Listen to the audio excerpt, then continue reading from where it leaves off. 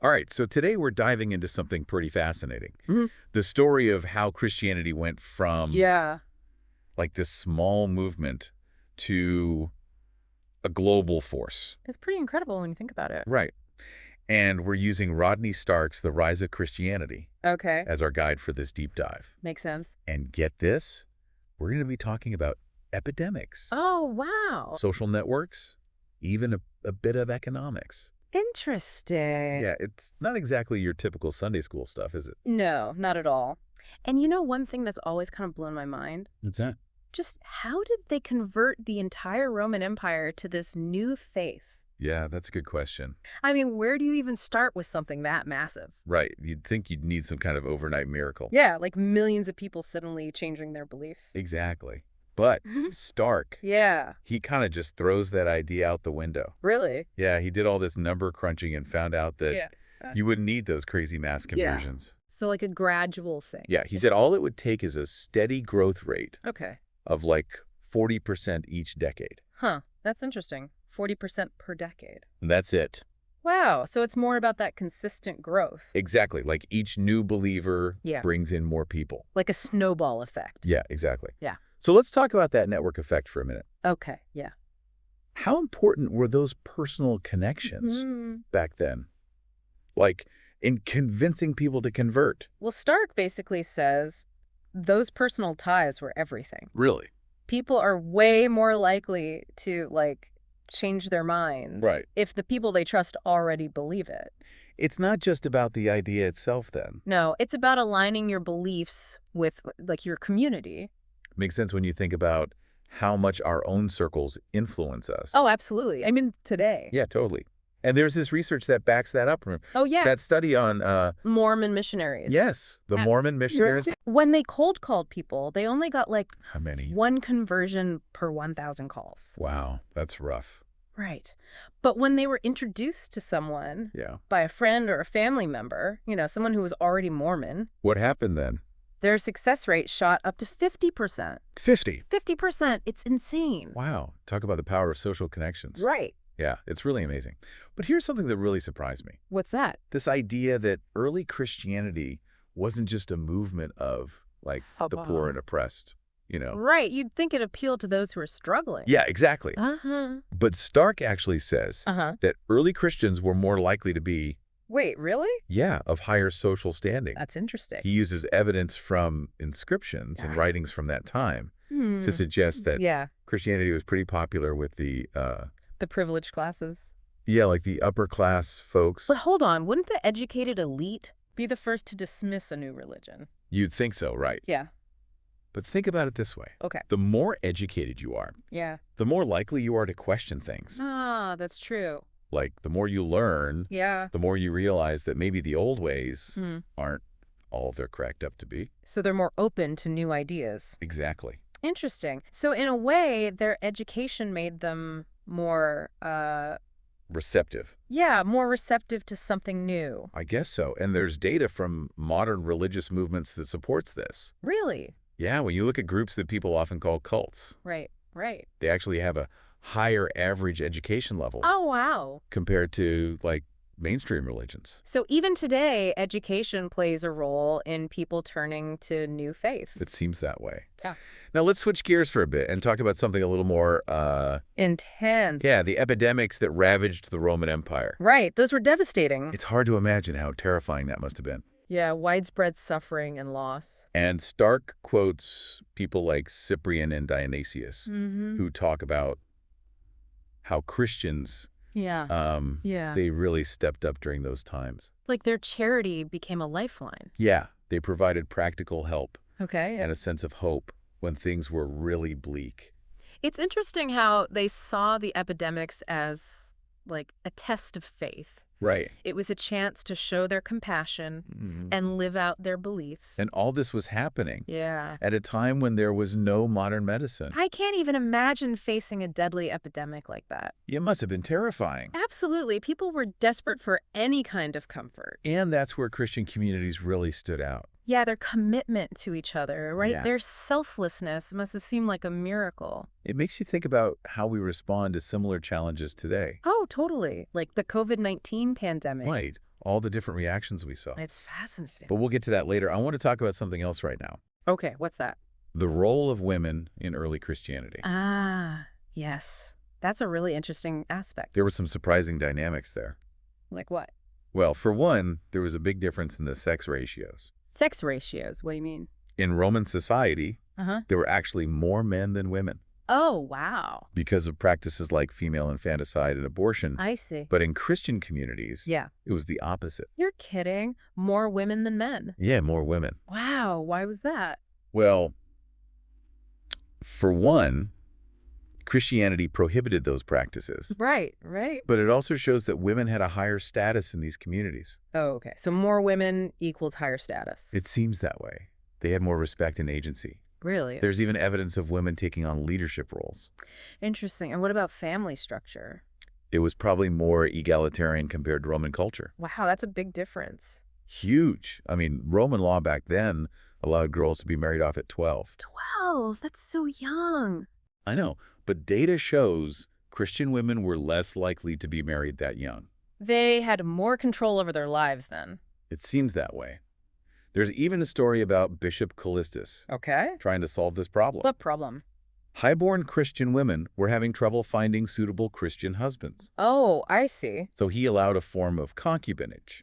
Wow. Just to address that issue. It shows how differently they viewed women. That's fascinating. And what about those exogamous marriages Stark talks about?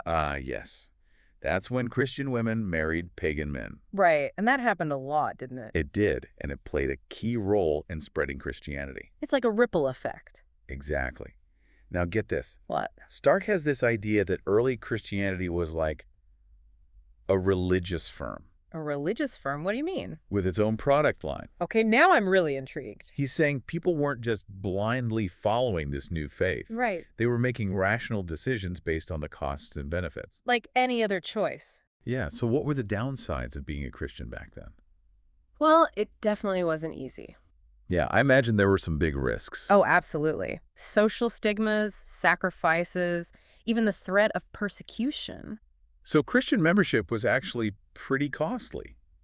You could say that. But if it was so risky, Yeah. why would anyone convert?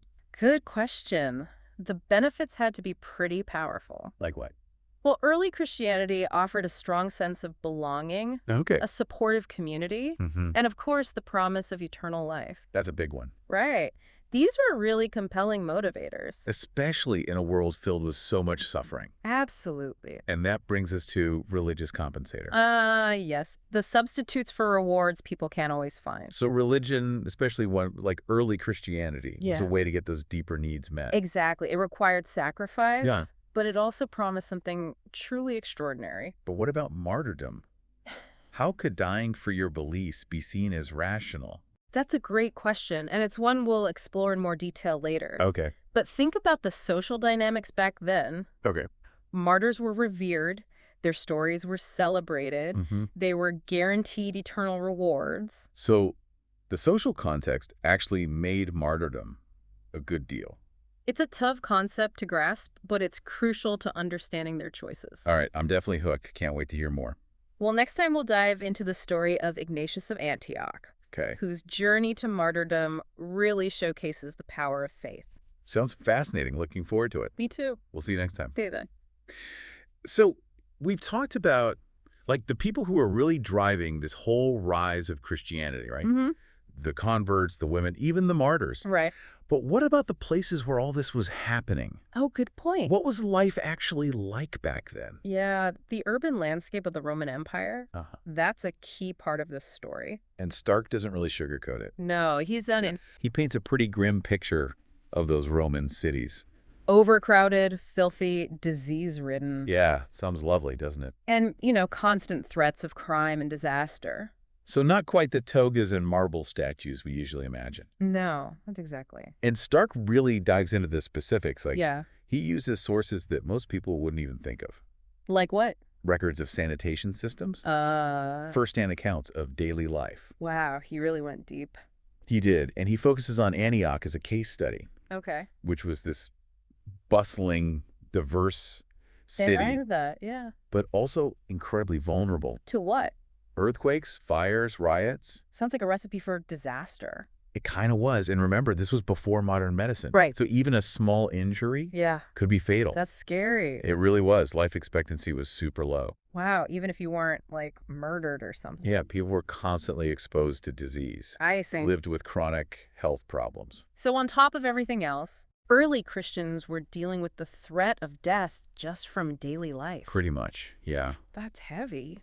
And get this, Stark actually argues that all this suffering Yeah. created an opportunity for Christianity. An opportunity. How so? Well, when the traditional systems fail, Right. people are more likely to look for something new Especially something that offers hope. and a sense of community. So Christianity was kind of a solution to all that chaos. In a way, yeah. It wasn't just about theology then. No, it was about providing support Mm-hmm. and belonging. When the world felt like it was falling apart. Exactly. And remember how we talked about their response to the epidemics?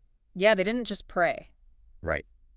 They took action. They helped people. They were a real support system. Yeah, a safety net that Roman society didn't really have. And that made them appealing to people who were struggling? Absolutely. Yeah. So the instability of the Roman Empire, Yeah. it kind of became fertile ground for this new faith to take hold. It's like one of those historical paradoxes, you know? Yeah. What do you mean? You'd think new religions need peace and prosperity to thrive. Right. But here, it seems like the opposite was true. It really makes you think about how we view history. Yeah, we often look at the past through our modern lens. But the reality was probably way more complex. Absolutely. And that's why it's so important to look at different sources, challenge our assumptions. And be open to the unexpected. Exactly. Okay, so we've got this crazy urban environment, Right. a population struggling with all these challenges, Yeah. and a new religion offering something different. Mm-hmm. But what about the Roman authorities? Oh, yeah. What about them? Weren't they persecuting Christians? That's what we often hear, Yeah. right? But it's actually more complicated than that. Really? Persecution definitely happened, okay, but not as widespread as we think. So those images of Christians being thrown to the lions, those are more the exception. Exactly. Stark points out that only a small number of Christians were actually martyred. Interesting. And even the persecutions that did happen, they were usually pretty localized. Right, targeted at specific people. Like bishops or other leaders. Yeah, so for the average Christian, Mm-hmm. the risk was pretty low. That makes sense. Yeah. But then why didn't Rome do more to stop them? That's the big question, isn't it? It is. They had all this power. Yeah. Why not just crush this new religion? Stark has a few ideas. Like what? Well, first, remember that early Christians were often well-connected. Right, they weren't just some fringe group. They had friends and family in high places. So that might have offered them some protection. Exactly. It makes a difference. Who, right. Always. But wouldn't their beliefs have been seen as a threat?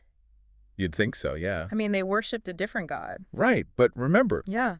the Roman Empire was super diverse, Oh, true. with all sorts of different religions. So Christianity was just one of many. Yeah, Rome was more concerned with order and stability.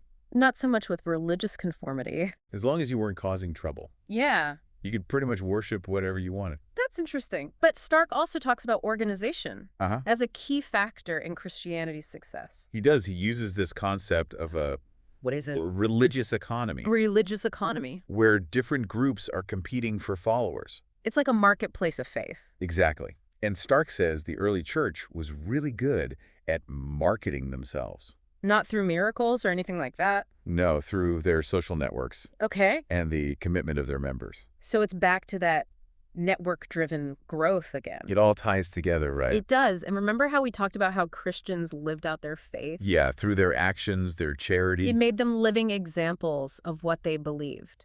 and that authenticity Yeah. must have been really appealing. Especially in a world where the old institutions were failing. Exactly.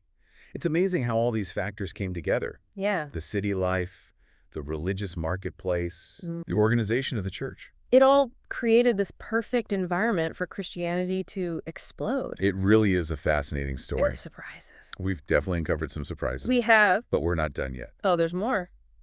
One more piece of the puzzle, Okay. this idea that martyrdom was a rational choice. Right. We touched on that earlier. It's probably the most intriguing part of it all. It is a challenging concept. Next time, we'll delve into that. Okay. We'll see how their sacrifices actually help to spread the faith. Looking forward to it. See you then. Okay, so we're back for the final part of our deep dive into the rise of Christianity, and Yeah. I gotta say, I'm really curious about this whole idea Uh-huh. that martyrdom was a rational choice. It's a tough one to wrap your head around, for sure. It seems so counterintuitive to us today, but Yeah. I'm ready to be convinced. All right, well, as we've seen throughout this whole deep dive, context is key. Right. When you look at martyrdom through the eyes of those early Christians, and consider the social dynamics at play, Okay, it starts to make a bit more sense. so let's break that down then. All right. How did they view martyrdom? Okay, so for early Christians, Yeah. martyrdom wasn't a tragedy. Really? No, it was seen as like the ultimate victory, A victory. of faith over death. So it wasn't about avoiding punishment or something. No, it was about achieving the greatest reward. Eternal life. Exactly. And remember, Yeah. death was a constant presence back then. Right. It was a very different world. So martyrdom was a way to overcome that fear. I see, but it wasn't just about individual salvation, right? No, it played a much bigger role. How so? Martyrdom also strengthened the entire movement. What do you mean? Well, think about it. Okay. Martyrs were seen as heroes. Right. They died for their belief. Exactly. And their sacrifices inspired others to stay strong. Even when facing persecution. Yeah, so each martyrdom, Mm-hmm.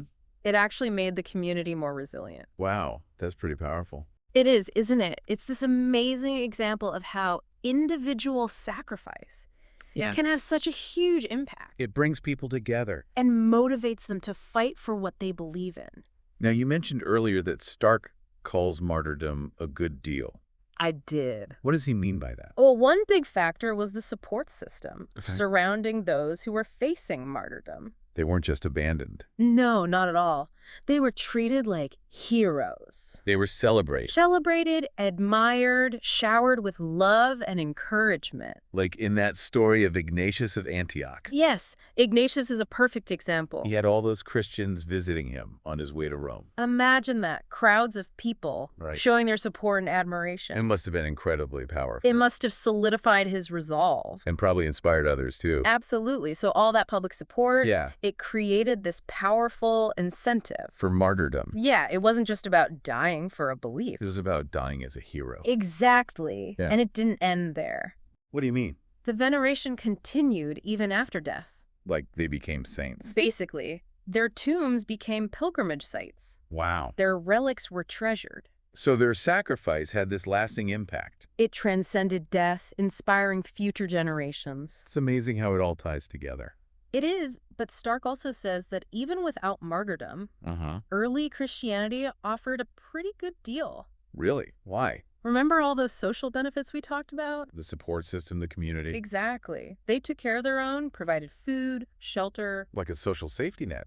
It was, and that was huge in a world with so much uncertainty. Right. And you said women had a higher status, too. They did, And there was that emphasis on moral behavior. which led to stronger families. So it wasn't just about the afterlife. No, it was about living a better life in the present. A better life in a supportive community. That's the key, I think. It makes a lot more sense now It does, doesn't it? to see why people would be drawn to this. Even with the risks. They were getting something truly valuable in return. And that's what makes this whole story so fascinating, you know? It really is. It challenges us to see the world through different eyes. To understand their choices. Yeah, to understand their choices. This whole deep dive has been incredible. I'm glad you enjoyed it. I learned so much. That's what it's all about, right? I never thought I'd see martyrdom as a good deal. Or the Roman Empire as the perfect place for a new religion to grow. It's mind-blowing. And that's the beauty of history. What do you mean? There's always something new to discover. New perspectives, new connections. So keep asking questions. And keep exploring. You never know what you might find. Well said. And if you enjoyed this deep dive with us, be sure to check out our other episodes. We've got all sorts of fascinating topics. From the history of science To the psychology of decision-making. there's a whole world of knowledge out there waiting to be discovered. So get out there and explore. Until next time, happy learning.